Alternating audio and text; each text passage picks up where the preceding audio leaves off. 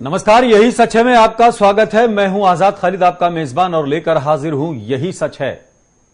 यही सच है में आज हम बात करते हैं अपनी संस्कृति की। आज हम बात करते हैं उस धरोहर की जिसकी सबसे ज्यादा हम चर्चा करते हैं, बल्कि जिस पर सबसे ज्यादा हम गर्व करते हैं।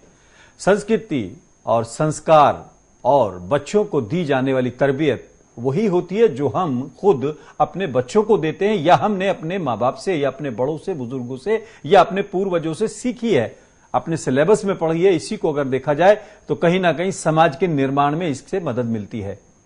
लेकिन अगर कुछ घटनाओं की बात करें तो सवाल खड़े होते हैं कि आखिर हम जा कहां रहे हैं। रेप पार्टी चल रही थी नोएडा के अंदर, ड्रग्स बट रही थी, और कॉलेज के बच्चे, स्टूडेंट जो थे, लड़के और लड़कियां, वहां पर आपत्तिजनक हालत में पकड़े गए। 192 के करीब बच्चे जो स्टूडेंट थे, जो पढ़ने आए थे अपने घरों से, हॉस्टल्स में रह रहे थे, या घर से ये कह के आए थे कि हम कॉलेज जा रहे हैं, वो वहां पर पुलिस ने उनको गिरफ्तार किया। उनके पास से नशे की चीजें भी बरामद हुई और कई ऐसी चीजें बरामद हुई जिसको लेकर मां बाप ने अपने रसूख का भी इस्तेमाल किया और बाकायदा फोन करके पुलिस से रिक्वेस्ट की कि इनको छोड़ दो, नहीं तो इनका करियर खराब हो जाएगा। ये एक घटना है। तमिलनाडु में भी कुछ ऐसा ही हुआ। उसके अलावा अगर आप बात करें, अलवर के अंदर एक पत्नी के साथ उसके पति को बांधकर सामने रेप किया गया। कई लोगों ने उसका वीडियो बनाया, गैंग रेप हुआ और वीडियो वायरल किया गया। संस्कृति की हम बात कर रहे थे, तरबियत की हम बात कर रहे थे। और अगर आप बात करें महाराष्ट्र के अहमदनगर में, एक शख्स ने अपनी बेटी को और अपने दामाद को जिंदा जला दिया। बेटी की मौत हो गई क्योंकि अपनी मर्जी से उसने शादी की थी और कहीं ना कहीं ऐसा लग रहा था कि उसने खानदान की नाक कटवा दी है। ये तमाम वो घटनाएं जिसको लेकर हम चर्चा आज करना चाहते हैं। और अगर हम बात करें, नोएडा के एक प्रोफेसर को इसलिए सस्पेंड कर दिया गया कि वो अपने स्टूडेंट्स को स्वीट हार्ट कहते थे, लड़कियों को कई आपत्तिजनक शब्दों से संबोधित करते थे और उनको मैसेज भेजते थे, यानी उनको सस्पेंड कर दिया। हालांकि उनके खिलाफ पहले भी ऐसे आरोप थे। हम आज ये सवाल इसलिए उठा रहे हैं कि आपके बच्चे या हमारे बच्चे कहां पढ़ने जा रहे हैं, कैसे उन पर नजर रखी जाए, क्या हमारी क्या जिम्मेदारी है। लेकिन शायद इन सबसे हटके आज हम जिन चीजों में उलझे हुए हैं वो बहुत खतरनाक है। ममता बनर्जी कह रही हैं कि मेरा दिल चाहता है कि मैं पीएम के एक लोकतंत्र का थप्पड़ मार दूं। जी हां, उसके अलावा उन्होंने कहा कि पीएम मोदी के हाथ खून से सने हुए हैं। और अगर आप बात करें अमित शाह की, वो कह रहे हैं कि मैं तो जय श्री राम बोलूंगा, चाहे जो उखाड़ना है उखाड़ लो। ये भाषा योगी आदित्यनाथ दिल्ली में आके कहते केजरीवाल तो लातखोर है, उनको लात मारी जाए।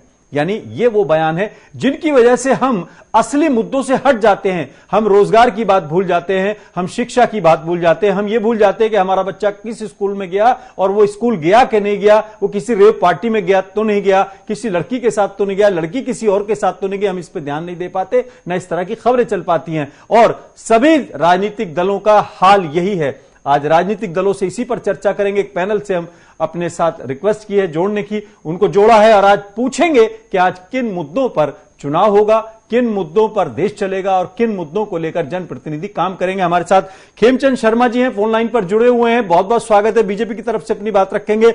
हमारे साथ अमित गुरु जी हैं, कांग्रेस के प्रवक्ता हैं, कांग्रेस की तरफ से अपनी बात रखेंगे, लखनऊ से सीधे जुड़े हुए हैं। और हमारे साथ कपिश श्रीवास्तव जी हैं, समाजवादी पार्टी की तरफ से बात रखेंगे, प्रवक्ता हैं समाजवादी पार्टी के, लखनऊ से सीधे जुड़े हुए हैं। बहुत बहुत स्वागत है कपिश श्रीवास्तव जी। और नीरज राय साहब हमारे साथ जुड़े हुए हैं, टीएमसी की तरफ से जुड़े हुए हैं। बहुत बहुत स्वागत है नीरज राय जी आपका।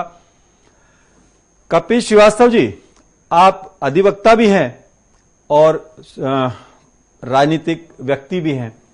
आज हम बात कर रहे हैं थोड़ा सा हटके। राजनीति तो रोज ही होती है, लेकिन हमारी संस्कृति बचाने की जिम्मेदारी सभी की है, लेकिन राजनीतिक दलों की शायद ज्यादा इसलिए है कि लोग उनको देखकर अपना आइडियल तय करते हैं और अपनी लाइन और लेंथ तय करते हैं जीने की। क्या लगता है इस तरह की बातें कहना, अगर योगी आदित्यनाथ कहते हैं केजरीवाल को, एक मुख्यमंत्री को दूसरा मुख्यमंत्री कहता है कि ये तो लातखोर है, यानी उनको जो थप्पड़ पड़ा था उस पे दुख व्यक्त करने के बजाय उसमें एक और बात आगे जोड़ दी जाए, तो क्या लगता है समाज को हम कुछ देने की सोच रहे हैं? देखिए खालिद साहब, इसमें कोई दो राय नहीं है कि राजनीतिक दल जितने भी हैं इनको अपने संस्कार और शुचिता की राजनीति जो है वो करनी। कारण क्या है कि कहीं ना कहीं से आप आदर्श के रूप में लिए जाते हैं और एक फेम है आपका जिसके पीछे ग्लैमर होता है।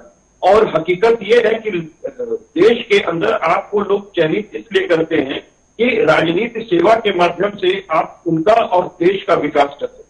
तो निश्चित तौर पे इस तरह की शब्दावलियों का प्रयोग अनुचित है। और निश्चित रूप से अगर हम देखें तो अगर कोई चीज हमको पशु से अलग करती है तो वो है हमारा विवेक, क्योंकि बुद्धि तो कहीं ना कहीं पशुओं में भी है, लेकिन विवेक नहीं होता। और विवेक ही ऐसे होती है, एक चीज होती है जिससे हम अपने संस्कारों को, अपनी संस्कृतियों को की रचना करते हैं, और वो हमें कहीं ना कहीं से एक रेगुलेशन में रखता है, एक जो है कहीं ना कहीं से नैतिक विधियों में बंधा रहता है। तो आज वर्तमान समय में आप देखें, चाहे वो कोई देश हो या भारतवर्ष हो, निश्चित तौर पे उसमें दो तरह की चीजें काम करती हैं। एक होती है नैतिकता और दूसरी होती है वो विधियां जो कानूनी रूप से हमारे ऊपर प्रभावी होती हैं। तो हम एक तरफ तो ये जरूर देखते हैं कि कहीं कानून के निगाह में हम गुनाहगार ना हो जाएं, लेकिन सबसे पहले व्यक्ति को खुद ये देखना चाहिए कि कहीं हम अपनी नजर में, अपने समाज की नजर में और बिल्कुल मेरा सवाल कपिल जी यही है कि जिस तरह के हमारे यहाँ पिछले इस चुनाव में खासतौर से जिस तरह की शब्दावली का इस्तेमाल हो रहा है, जो कुछ हो रहा है, क्या हमको नहीं लगता कि हमारे बच्चे, हमारी फैमिली, हमारे लोग या जो हमसे जुड़े हुए हैं वो इसका असर लेते होंगे? और विदेशों में भी हमारी खबरें तो जाती हैं, हमारी अपनी छवि क्या बन रही होगी, देश की छवि क्या बन रही होगी अगर कहीं भी किसी भी राजनीतिक दल की बात करें, कोई भी इससे बचा नहीं है। क्या अब समय नहीं आ गया कि कम से कम अपने गिरेबान में तो झांक ले? हम दूसरे को तो सबको शिक्षा दे रहे हैं, अपने आप को नहीं देख रहे। नहीं, बिल्कुल आपका कहना उचित है। और निश्चित रूप से कहीं ना कहीं सारे दल जो भी भारत के अंदर है वो कहीं ना कहीं जज्बात में या आवेश में चूक हो जाती है उनसे, और वो चूक हो जाने के बाद अगर वो प्रायश्चित में कम से कम अगली बार वो अपनी चीजों को सुधार लेते हैं तो मैं समझता हूं कि ये अच्छी बात होगी। और निश्चित तौर पर हम अपने बच्चों को क्या दे रहे हैं, इसके लिए हमें खुद के वर्तमान को सुधारना होगा, ठीक है, हम भविष्य को सुधार सकते। ठीक है अमित गुरु साहब, प्रियंका गांधी कह रही हैं, मोदी को कह रही हैं कि वो दुर्योधन से उन्होंने एक तरह से तुलना की है, तो शुरुआत हुई है। हालांकि आप ये कह सकते हैं कि वो किसी वजह से उन्होंने कहा है, लेकिन वजह को छोड़कर अगर हम कहें कि कम से कम हम जो मर्यादा है भाषा की उसको खुद तार तार करे दे रहे हैं।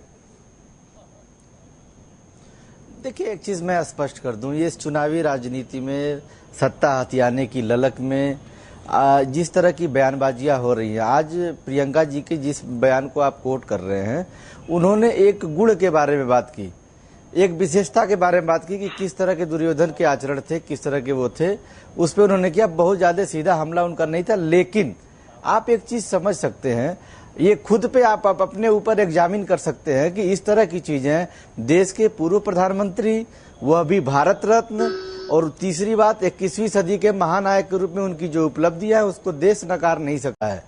चौथी बात जो व्यक्तिगत तौर पे सोची और समझी जा सकती है, किसी के भी पिता को इस तरह से अगर बेइज्जत किया जाता है मंचों से केवल वोट की राजनीति के लिए, तो कहीं न कहीं से प्रधानमंत्री मोदी ने भी राजनीतिक मर्यादा। अमित गुरु साहब, मैं आपकी बात से बिल्कुल सहमत हूं, लेकिन आपने जो कहा ना, आप अपने ऊपर सोच के देख सकते हैं। अगर मीडिया को अगर अपने ऊपर देखेंगे तो बहुत दिक्कत होगी। हम अपने को ये मानते हैं और आपको भी यही मानते हैं कि आप और हम समाज का आईना है। आपको देखकर लोग अपने विचार बनाते हैं, अपनी एक तरह से दिशा और दशा तय करते हैं। हम भी वही बात कर रहे हैं, लेकिन नहीं, मैं आपकी बात का जवाब दे दूं, मैं आऊंगा आपके पास। लेकिन पीएम मोदी ने कह दिया है कि अगर आपको राजीव गांधी की वाली टिप्पणी बुरी लग रही है, भारत रत्न है और स्वर्गीय है वो, ये बात बिल्कुल सही है और हम खुद इस बात पे कल चर्चा कर चुके हैं। तो अगले जो 2 चरण है, आप उनकी छवि पे चुनाव क्यों नहीं लड़ रहे? आप चैलेंज को एक्सेप्ट क्यों नहीं कर रहे हो अगर आपको लग रहा है तो? मैं चैलेंज हमेशा कांग्रेस पार्टी ने ही भारतीय जनता पार्टी के खिलाफ एक्सेप्ट किया है और हमेशा हमने उनको चुनावों में हराया है। ये अलग बात है 2014 के चुनाव में लोग जुमलों में बह गए, अच्छे दिन के सपने में बह गए। मैं एक चीज आपको स्पष्ट कर दूं, आपसे ही मैं पूछता हूं ये सवाल, क्या राजीव गांधी के ऊपर की गई टिप्पणी मोदी जी के द्वारा कि वो भ्रष्टाचारी नंबर 1 थे, क्या आप सहमत हो सकते हैं इस चीज से? देखिए, मेरे सहमत होने ना होने से फर्क नहीं पड़ता, मेरे सवाल उठाने का फर्ज था, मैंने उठाया। बिल्कुल फर्क और पड़ता, पीएम मोदी ने जो कहा है वो मैंने आपको पूरा बताया, कल भी मैंने आपसे कहा। लेकिन मेरा सवाल यह है, अगर मैं कांग्रेस का प्रवक्ता होता तो शायद मेरा कुछ और जवाब होता, लेकिन मैं जनता का प्रवक्ता हूं। गुरु साहब, अमित गुरु सुनिए, मैं जनता का प्रवक्ता हूं। जनता ये जानना चाहती है कि अगर आपके ऊपर आरोप लग रहे थे तो सुनिए, आपने जब पीएम मोदी को कहा है तो वहां उसके जवाब में आपको ये चीज आ रही है चौकीदार चोर है। लेकिन मैं ये कह रहा हूं कि हम खुद अगर चोर उसी की भाषा को बात बोलेंगे, पे भी हम आएंगे, उसी मैं अभी भाषा कह को दे रहा हूं, बोलेंगे चौकीदार तो चोर हम है समाज है। को मैं क्या अभी बता देंगे? रहा हूं आपको देखिए, एक चीज बता दूं, मैं जो चीज कहना चाह रहा हूं, मैं आपका सवाल ले लिया मैंने, आप मुझे सुनने के बुलाए हैं तो मेरी बात सुनिए आप जी। देखिए, एक चीज आपको बता दें, मैं कह रहा हूं कि आप क्या उनके इस वक्तव्य से सहमत हो सकते हैं। आपने कहा ये मेरा सवाल नहीं है, मैं जनता का प्रवक्ता हूं, मैं आपका प्रवक्ता नहीं हूं। ये सारी चीजें मैं आपको ये इसलिए कह रहा हूं कि इसकी स्वीकारोक्ति कहीं भी किसी भी शर्त पे नहीं हो सकती है। और आपकी जवाबदेही ये है कि प्रधानमंत्री, भले ही वो प्रधानमंत्री हैं, अगर इस तरह की अशोभनीय बातें अगर वो करते हैं तो आपको भी, मीडिया को भी सवाल उठाना चाहिए, आपको बोलना चाहिए कि प्रधानमंत्री अमित गुरु, मैंने सवाल उठाया जब भी आप जवाब दे रहे हैं। क्यों नहीं बोलनी अगर मैं चाहिए? सवाल बता नहीं रहा हूं, उठाता तो आप जवाब कैसे देते? मैंने सवाल उठाया तभी आप जवाब दे रहे हैं। आता हूं है? मैं अब क्यों नहीं बोलनी चाहिए आपको, मैं उस पे आता हूं। आप बताइए, भारत रत्न है, पूर्व प्रधानमंत्री है, बोफोर्स के मामले में उनको क्लीन चिट मिल चुका है, सारे केस को बंद कर दिया गया, 13 साल बाद सीबीआई फिर पहुंचती है, भारतीय जनता पार्टी के इशारे पे कोर्ट ने इनको दुत्कारा, इनको डांटा कि आप 13 साल कहां सोए हुए थे, इसकी सुनवाई हम दोबारा नहीं कर सकते हैं। अब आप स्थिति पे गौर करिए, इन्हीं के प्रधानमंत्री, पूर्व प्रधानमंत्री अटल जी के सरकार में ये चीजें होती हैं और खत्म हो जाती हैं। 64 करोड़ के घोटाला का एलिगेशन लगा था, उसके जांच में लगभग 250 करोड़ रुपए खर्च हो गए। सुप्रीम कोर्ट ने कहा कि 64 करोड़ के मामले में 250 करोड़ सरकार का चपत लग गया और साक्ष्य कुछ भी नहीं मिला जी, सबको क्लीन चिट मिलता चला गया। और आपको बता दूं, आज स्वर्गीय राजीव जी भी नहीं है, क्वात्रोची भी नहीं है, इसके साथ अन्य भी जो दोषी थे वो भी जिंदा नहीं है। क्या एक ऐसे शहीद के प्रति, अब ये लोग तो आप देखिए प्रज्ञा ने क्या कहा, ठीक है, हेमंत करकरे तक को नहीं छोड़ा, हाँ, उनको शहीद मानने से तैयार नहीं है, ठीक है, उसी लीक पे प्रधानमंत्री मोदी चल रहे हैं। तो ये निश्चित तौर पे बेहद ही अफसोसजनक और बहुत ही अशोभनीय है। कम से कम प्रधानमंत्री को अपने मर्यादा के दायरे में जवाब ले लेते हैं बीजेपी प्रवक्ता से खेमचंद जी, उसको डिजर्व करना चाहिए। एक मिनट, प्रधानमंत्री को डिजर्व करना चाहिए। ठीक है, जवाब ले लेते हैं। खेमचंद शर्मा जी, आपने पूरा बयान सुना है। हमारा सवाल यह था कि आज हम संस्कृति के नाम पर अपने समाज को, अपने परिवार को, अपने बच्चों को क्या दे रहे हैं? अगर हाई लेवल पर बैठे हुए लोग, बड़े लोग, जिनको लोग अपना नेता मानते हैं, उनकी भाषा भी कहीं ना कहीं कंट्रोल में नहीं है तो आगे कैसे मर्यादा बचेगी? और आपको लेकर सवाल उठा रही है कांग्रेस के प्रवक्ता हमारे साथ जुड़े, उनके सवाल आपने सुने होंगे। देखिए, शुरू किसने किया? शुरू इन्होंने किया, सब इन्होंने देश के प्राइम मिनिस्टर को चोट करना शुरू किया। तो सुनिए, आप मेरे को बोलने दीजिए, आपने बोला मैं पार्टी से सुन रहा हूँ। शुरू इन्होंने किया, इन्होंने, इनकी जो पूर्व अध्यक्षा है उन्होंने पीएम को मौत का सौदागर कहा, इनके जो वर्तमान अध्यक्ष हैं उन्होंने पीएम को चोर कहा, जबकि कोर्ट ने ऐसी कोई कमेंट नहीं किया। कोर्ट ने जो प्रोसीजर था उसको बिल्कुल साफ पाया। तो पीएम साहब ने बोला, देखिए आप जिसके ऊपर प्राइड करते हो, आप जिसके कहते हो कि वो हमारे पिता हैं, बड़े नेता थे, वही खुद कहते थे कि जब मैं 1 रुपया गाँव में बेचता हूँ तो 85 पैसे रास्ते में निपट लेते हैं, फिर 15 पैसे पहुंचते हैं। तो 85 पैसे कौन खाता था? उनकी सरकार के लोग खाते थे, कांग्रेस ही खाते थे। दूसरा, भोपाल गैस कांड हुआ, उस कंपनी के जो अध्यक्ष था, जो मालिक, उसको किसने भगाया? सब जानते हैं, राजीव जी ने भगाया। वो पोस्ट में वो कोई किसी ने क्लीन चिट नहीं दी, वो पोस्ट में वो बुरी तरीके से हारे, सभी लोग जानते हैं। उनका देखिए वहाँ चैनल पे बैठ के ये बात बोल रहे हैं कि राजीव गांधी ने भगाया, इनके पास क्या साक्ष्य है? राजीव गांधी ने भगाया, संदेहात्मक है। राजीव गांधी ने भगाया, आप कैसे कह सकते हैं? आप कैसे कह सकते हैं? आप नीरव मोदी को कमेंट करते हो, प्रधानमंत्री बनाते हैं, आपकी कैबिनेट बनाती है और आप राजीव गांधी के ऊपर किस साक्ष्य के आधार पर इस तरह का आरोप लगा रहे हैं? दिल्ली में संस्कार भी नहीं होने देते, वो सही है। अगर एक परिवार का कोई कमेंट करता है, वो चाहिए। अरे मैं आरोप लगा रहा हूँ, उनका रिकॉर्ड आरोप लगा रहा हूँ। भोपाल के कांड में जो हुआ सब जानते, संस्कार होना था उनके परिवार के हिसाब से हुआ। आप रिकॉर्ड है, संस्कार देखिए राजीव गांधी जी ने उसको भगाया। ठीक है, गांधी जी ने सवाल जो था उस पर कोई नहीं जा रहा। हम ये कह रहे हैं, वो कह रहे हैं कि शुरू किसने किया, वो कह रहे हैं वो गलत था, लेकिन कोई आदमी इस मानने को, बात को तैयार नहीं है। खेमचंद जी रुक जाएं आप थोड़ा, हम चलते हैं। हमारे साथ जो है नीरज राय जी भी जुड़े हुए तृणमूल कांग्रेस के। नीरज राय जी, कोई भी जगह देखें आप, राजनीति सब जगह करनी होती है। राजनीति का मतलब यह है कि सत्ता तक पहुंचना और सत्ता में पहुंच के जनता का हित करना, जनता की सेवा करना, ऐसा मैंने सुना था। लेकिन आज ये लग रहा है कि सत्ता को कब्जा करना by hook and by crook, और उसके लिए चाहे किसी भी हद तक जाना पड़े। आप भी कह सकते हैं कि शुरू उधर से हुआ इसलिए हमने जवाब दिया, लेकिन कहीं ना कहीं देखा जाए तो रेडिएशन में आप भी शामिल हैं। मैं यह बात नहीं बोलूंगा, जो हकीकत है देखिए, सबसे पहले तो मैं एक यूथ हूँ, और जो आपने आया था सवाल की सभ्यता और संस्कृति का पतन होना हमारे देश के अस्मिता, मान सम्मान और हम युवाओं और आगे आने वाली पीढ़ी के लिए बहुत ही खतरनाक है। जिस देश के युवाओं के अंदर सभ्यता और संस्कृति न हो, वह कभी सभ्य समाज दे ही नहीं सकते हैं। बिल्कुल। और अफसोस है कि इस चुनाव में, 2019 के चुनाव में ऐसी बयानबाजियां हो रही हैं जो कि मैं भी उससे व्यथित होता हूं। और हमारे जैसे देश के तमाम 70% जो युवा हैं, हमारे भारत के प्रचार मंत्री आपके यही मोदी जी ने ही कहा था, और 2038 तक हमारा देश सबसे ज्यादा बुजुर्गों वाला भी देश होने वाला है। तो मैं सभी लोगों से यही आग्रह करना चाहूंगा, कोई भी हो, यानी वे कहीं से भी हो, कोई भी पॉलिटिकल पर्सन हो। तो मैं किसान का लड़का हूँ, किसान राजनीति करके मैं सक्रिय राजनीति में आया हूँ, तो इसका मतलब नहीं है कि आते ही मैं राजनीतिक चुनाव मान के बैठ जाऊं। जो गलत है तो गलत है, गलत कोई भी बोलेगा उसके खिलाफ मैं रहूंगा। तो सभी प्रवक्ता महोदयों से निवेदन है कि उन बातों पे ही चर्चा किया जाए इस महत्वपूर्ण समय में, जो कि हमारे देश के संस्कृति, सभ्यता और अस्मिता को बचाने का काम करने वाली भाषा हो। अगर वो मोदी जी गलत हैं तो उनके लिए भी गलत बोला जाए, हमारी पार्टी गलत है तो उसके लिए गलत बोला जाए। ऐसा नहीं है दो रंग का किया जाए।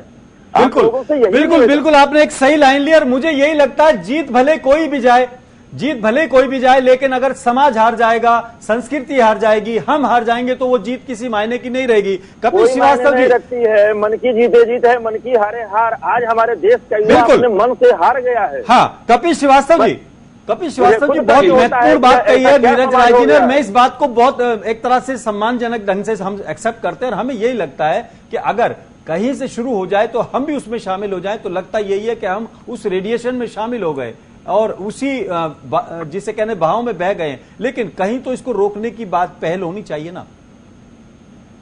बिल्कुल पहल होनी चाहिए, और ये पहल बहुत आवश्यक है, क्योंकि हम किसके लिए आखिर काम करते हैं, किसके लिए सोचते हैं, किसके लिए जिंदा होते हैं। तो सबसे बड़ी बात ये होती है कि एक पीढ़ी, वर्तमान की पीढ़ी भविष्य की पीढ़ी के लिए नींव तैयार करती है कि उस पर कितनी मंजिल हमें बनानी है और किस तरीके की मंजिलें होनी चाहिए।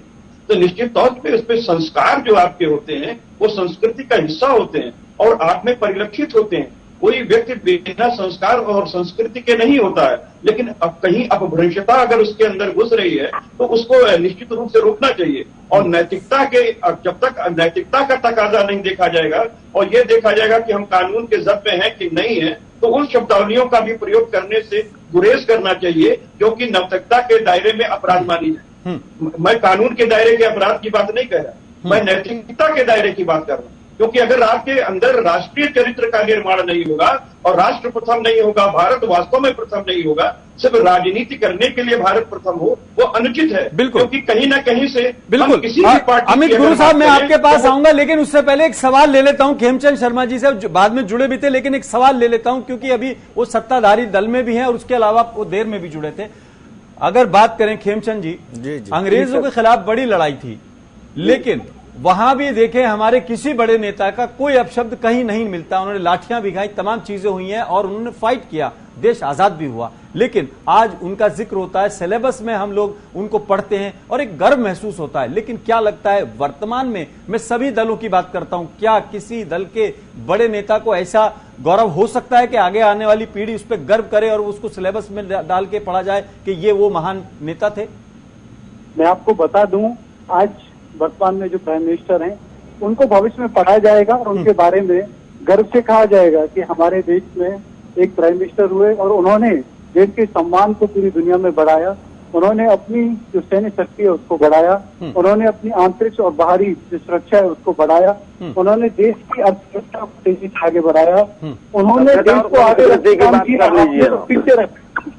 सभी का कोई परिवार नहीं, प्राइम मिनिस्टर अगर कोई परिवार है तो 130 करोड़ लोग हैं, वो लोगों के लिए रात दिन काम करते हैं, 18 घंटे काम करते हैं। लोग पढ़ेंगे और प्राउड से ये कहेंगे कि मोदी जी ने 18 घंटे काम करके दिखाया और बिना थके कैसे रात अच्छा, मैं ये सोच रहा था कि आप भारतीय बन के बात करेंगे, आप भाजपाई बन के बात कर रहे हो। मुझे थोड़ा सा ऐसा नहीं है, ऐसा नहीं है। देखिए, नहीं, ठीक है। अमित गुरु ये बात इन्होंने कही और ये बात सही है कि अगर कोई प्रधानमंत्री 18 घंटे काम करता तो यकीनन आने वाली नस्लें, आने वाली पीढ़ी उसको पढ़ेगी। क्या आपको लगता है कि कुछ और भी ऐसी चीजें हैं जिसको लेकर चर्चा होनी चाहिए? बात सभ्यता और संस्कृति की चर्चा हो। इनके एक मिनट, 18 घंटा अगर ये प्रधानमंत्री महोदय काम करते तो इनके नाक के नीचे से 4 उद्योगपति देश छोड़ के हजारों करोड़ रुपए भाग गए। बात चौकीदार की करते, अगर मैं इनको सीधे चौकीदार कहता तो प्रधानमंत्री जी को बुरा लगता, मैं इनको चाय वाले की संज्ञा देता तो बुरा लगता और उस पर डिबेट होती। जब ये संज्ञा खुद स्वीकार करते हैं प्रधानमंत्री जी कि मैं चाय वाला हूं, मैं चौकीदार हूं, तो वो उचित है। और अगर मैंने उपाधि दे दी तो अनर्गल और अन्यथा हो जाता है, गलत जबानी हो जाती है। अभी ये मैं सुन नहीं पा रहा था चूंकि मेरे सामने टीवी स्क्रीन नहीं है। इन्होंने कहा कि आने वाले दिनों में प्रधानमंत्री मोदी को भी पढ़ा जाएगा। मोदी जी के का भाषाई वर्तमान आज ये है तो भविष्य में कौन पढ़ेगा भैया, मेरे तो समझ से परे है। और आप कह रहे हैं कि 130 करोड़ की जनता काम, कौन सा काम है गिनाइए महोदय। जबरदस्ती क्या किसी पे काला धन वापस आया महोदय, मैं आपसे सवाल पूछ रहा हूँ। मैं आप काम गिना रहे हैं, काला धन वापस आया, क्या मोदी जी को रोजगार मिले क्या? यहाँ पे बात युवाओं की सभ्यता और संस्कार की हो रही है, देश की संस्कृति की हो रही है, और आप फिर यहाँ पे बात करते जा रहे हैं। किन जुमलों में फिर से आप देश को बहकाना चाहते हैं? किस देश में? अगर 120 करोड़ की जनता प्रधानमंत्री मोदी की है तो वायनाड के चुनाव पे क्यों बोलते हैं कि राहुल गांधी किसी धर्म संप्रदाय वाली सीट पे चले गए? क्या वहाँ की जनता प्रधानमंत्री मोदी की जनता नहीं है 130 करोड़ में से? एक एक करके कहेंगे तो चीजें समझ में आएंगी। नीरज राय जी, थोड़ा सा अमित गुरु को सुन लेते हैं। अमित गुरु, आपका जो बहुत शॉर्ट में आप बताएं, क्या सहमत हैं आप जिस तरह से कहा जा रहा है कि मैंने कहा ये जी? आप देखिए, मैं खाली जी मैं आपको बता रहा हूं, आज देश को मुद्दों की जरूरत है। ये लोग मुद्दों से भाग रहे हैं और विपक्ष हमेशा मुद्दों पे इनको खींच के ला रहा है। 2014 के जो वादे हुए थे जिसपे देश ने बहुत बड़ा सपना देखा और इनको पूर्ण बहुमत की बहुत ही जबरदस्त सरकार दी और धीरे धीरे कई स्टेट्स में ये पूरे लगभग देश में छा गए। आज स्थिति है कि 5 राज्यों से अभी तक बाहर हो चुके हैं, केंद्र की सत्ता है। आप ये बताइए, यानी सत्ता इनके पास है लेकिन आप काम से इनके संतुष्ट नहीं है। नीरज राय, खेमचंद जी कह रहे हैं कि आने वाली पीढ़ी उसको पढ़ेगी, उस सिलेबस में चीजें इस्तेमाल होंगी और आने वाली नस्लें सीखेंगी। यकीनन अगर देश सुरक्षित हुआ है, देश में सुरक्षा का माहौल बना है और उसके अलावा 18 घंटे अगर पीएम काम करते हैं तो सिलेबस में शामिल होगा। लेकिन आपका क्या मत है? मैं आपको फिर स्पष्ट करना चाहूंगा, हाजिरी लगाते हैं 18 घंटे की। अरे मैंने सवाल पूछा नीरज राय जी से। नीरज राय, 18 घंटे की। मैं राजनैतिक बात नहीं, बोल दीजिए महोदय, चिल्लाए नहीं, ठीक है? मैं राजनैतिक बात नहीं करूंगा। मैं चिल्ला नहीं रहा हूँ। पीएम 18 घंटे, 18 घंटे, ये सब रटी रटाई बातें हैं, ये सब चैनल पे 18 घंटे है, ये सब मिथ्या बातें हैं। 8 घंटे काम नहीं कर पाता है तो चुप रहे तब ना, चुप रहे तब न बोलूं, आप लोग चुप रहे तब मैं बोलूं। रही बात 18 घंटे काम करने की, बोलिए। मोदी जी का जुमला खत्म हो गया, अब आप वहां से जुमलेबाजी करिए, मैं सुन रहा हूँ। अरे किससे बात कर रहे हैं? मैं नीरज राय बोल रहा हूँ, भाजपा का नहीं बोल रहा हूँ। अच्छा नीरज राय जी रखिए, मैं जी बोलिए नीरज राय जी। मेरे पास टीवी जी मेरे पास भी नहीं है। यहाँ पे खालिद भाई 18 घंटे काम करने की बात नहीं है। मैं 2 घंटा काम करके रिजल्ट कितना बेहतर देता हूँ मैंने ये रखता है। मैं कह दूं खेमका जी से कि मैं अभी गाड़ी में से आप लाइव चल रहा हूँ, मैं 46 घंटा सोता नहीं हूँ, इसका मतलब मैं इतिहास पुरुष थोड़े हो जाऊंगा। भैया अनर्गल बात मत करो, अनर्गल बात मत करो। कोई भी ये नहीं कह सकता कि पीएम का काम इम्पैक्टफुल नहीं है। क्या पीएम ने भी बदलते भारत का सम्मान नहीं बढ़ाया? क्या सेना को मजबूत नहीं किया? क्या आर्थिकता को मजबूत नहीं किया? क्या किसानों को मजबूत नहीं किया? क्या किसानों का सहायता नहीं दी? क्या युवाओं के लिए रोजगार पैदा नहीं किए? क्या युवाओं को एंटरप्रेन्योर नहीं बनाया? आप अनर्गल बातें ना करें। आप पीएम के काम को आप कह रहे हैं कि वो इम्पैक्टफुल काम नहीं है, देश का काम है। आपको मैं बता दूं, पूरे देश के लिए रात से लेकर के काम कर रहा है। एक मिशन रख के काम कर रहे हैं, आप उस काम को गलत कह रहे हो। सुनिए ना, मेरी बात 2 मिनट सुन लीजिए खेमका जी। आप इतना काम करते हैं, आपके प्रधानमंत्री इतना काम करते हैं और देश की सबसे सेफ हाईवे पे पुलवामा में सबसे बात बोलते होंगे, लेकिन मैं राजनीति में मजबूरी के लिए आपके साथ आया हूँ। मेरा राजनीति में कोई शौक है न कोई प्रोफेशन है। मैं किसान हूँ, किसान रहना चाहता हूँ और आज भी राजनीति में रहते हुए किसान के लिए और किसान की बात करता हूँ, खेती भी करता हूँ। पहले इस चीज को आप सुन लीजिए। मैं अन्नदाता, जिसका आज जुमला के रूप में हो गया अन्नदाता, नाम लेना मजाक हो गया, उस अन्नदाता का मैं लड़का हूँ, किसान पुत्र नीरज मैं हूँ। किसी की हिम्मत है बोलने की? ठीक है, क्या मोदी जी बोल सकते हैं एक बात को? सभ्यता और संस्कृति की बात करिए कि सभ्यता और संस्कृति कपिल श्रीवास्तव जी, जो किसान का पुत्र होता है वो अपने आप जीतता है। कपिल श्रीवास्तव जी, आपका क्या टेक है इस पर अगर देखा जाए? जी देखिए, सबसे बड़ी बात यह है कि हम इतना अच्छा आपने मुद्दा ये शुरू किया था कि वास्तव में हम अपनी पीढ़ी को क्या देंगे। बड़ा दुर्भाग्य है कि भारतीय जनता पार्टी के जो प्रवक्ता हैं इसको शुद्ध राजनीति में स्थान दिए। इन्होंने शुद्ध राजनीति में भारतीय जनता पार्टी के प्रवक्ता ने स्थान दिया इसे। हकीकत ये है खालिद साहब, सबसे बड़ी बात ये है कि देखिए 18 घंटा जो हमारे पीएम साहब काम करते हैं, तो ये बता दें कौन सा पीएम ऐसा था जो देश के लिए 24 घंटा काम नहीं करता था। दूसरी बात यह है कि देखिए रावण और राम में अंतर क्यों है? रावण भी बहुत बुद्धिमान था, ब्रह्मणत्व की प्राप्ति थी, लेकिन बावजूद उसके जो उसके कर्म थे वो कहीं ना कहीं से अनुचित थे, इसलिए राम को मर्यादा पुरुषोत्तम कहा गया और रावण जो है इस देश के लिए अनुचित माना गया और रावण का समाज के लिए वध किया गया। तो काम तो ही तो है कि वो सब कुछ है। रावण भी अगर राम की बात कर रहे हो, ये मोदी जी का इफेक्ट है। मोदी आपके नरेंद्र मोदी जी हकीकत ये है कि 92 साल की अपनी मौत को इन्होंने संस्कारों को जमीन दोष कर दिया। 92 साल की अपनी मां को राजनीतिकरण कर दिया। पर्सनल ना हो, मेरी रिक्वेस्ट है पर्सनल ना हो। सभी मेहमानों का शुक्रिया मैं करना चाहूंगा। और आज जिस मुद्दे पर हमने बात करने की कोशिश की थी, हमने जानने की कोशिश की थी कि हम आने वाली पीढ़ी को क्या देंगे और आने वाली नस्लें हमसे क्या सीखेंगी, क्योंकि हम आज हैं कल नहीं होंगे, लेकिन हमारे आने वाली पीढ़ियां हमको देखेंगी, हमारे आइडियल्स को देखेंगी, अपने लोगों को देखेंगी और सीखेंगी कि कौन क्या उनके लिए छोड़ के गया है। क्योंकि हम भी पीछे जब देखते हैं तो अपने उन बुजुर्गों को देखते हैं, पूर्वजों को देखते हैं जो हमारे लिए बहुत कुछ छोड़ के गए थे। ये गौतम की धरती है, ये बुद्ध की धरती है और ये बाबा साहब भीमराव अंबेडकर की धरती है, गांधी की धरती है, ये एक दर्शन की धरती है। यहां से बहुत कुछ सीखने को मिलता है, लेकिन आने वाली पीढ़ी हमसे क्या सीखेगी, आने वाली पीढ़ी इस नस्ल से क्या सीखेगी, ये सवाल हमारा था। लेकिन इस पर भी राजनीति हुई। लेकिन कुल मिलाकर राजनीति कितनी भी हो, लेकिन अपने आसपास भी नजर रखिए। आपके बच्चे स्कूल जाते हैं और स्कूल से कब आते हैं? क्या वो रेव पार्टी में तो नहीं जाते? क्या उनका कोई दोस्त तो वहां नहीं जाता? क्या बाद में पुलिस से आपको ये रिक्वेस्ट तो नहीं करनी पड़ेगी कि इसको छोड़ दो, इसका करियर खराब हो जाएगा? इस पर भी नजर रखिए। सिर्फ अपने नेताओं की बस जुबानी पर ही नजर न रखें, अपने आसपास भी नजर रखें। यही रिक्वेस्ट भी है और ये सच्चाई भी है। यही सच में आज फिलहाल इतना ही। अपने मेजबान आजाद खालिद को इजाजत दें।